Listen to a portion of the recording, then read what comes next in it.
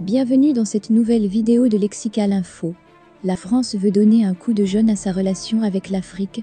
Des centaines de jeunes de la société civile africaine sont invités vendredi à Montpellier, sud de la France, par le président Emmanuel Macron, pour un sommet Afrique-France inédit visant à refonder la relation, mais qualifié de rupture en trompe-l'œil par certains intellectuels africains.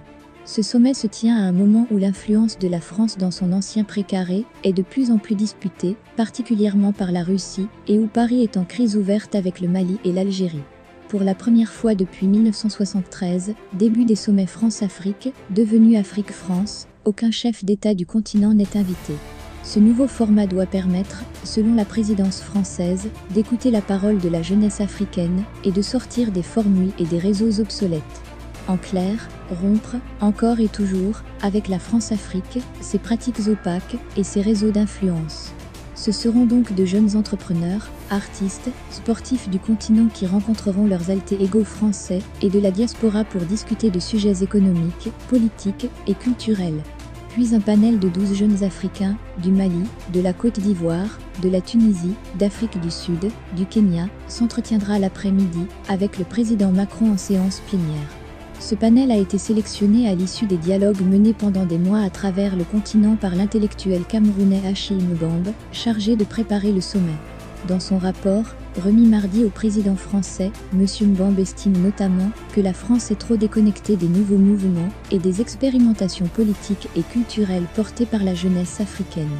Il souligne également que de tous les différends, aucun n'est aussi corrosif que l'appui présumé de la France à la tyrannie sur le continent.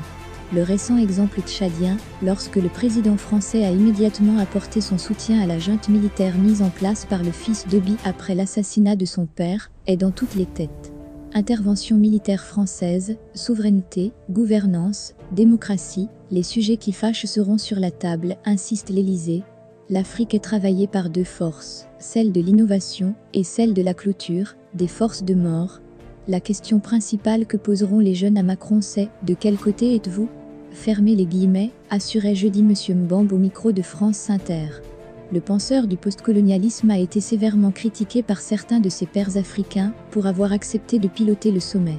Dans une tribune publiée jeudi sur le site sungalactu.info, l'écrivain sénégalais Boubacar Boridio dénonce un faux coup de pied dans la fourmilière. Le face-à-face entre Macron et la société civile africaine aurait été beaucoup plus crédible ou même fructueux, si on avait au moins senti sur le terrain des signes concrets de sa volonté de changement, écrit-il.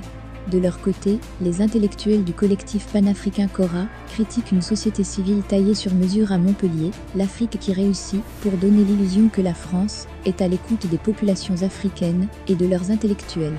Au-delà des sujets politiques, le sommet donne une large place aux acteurs économiques.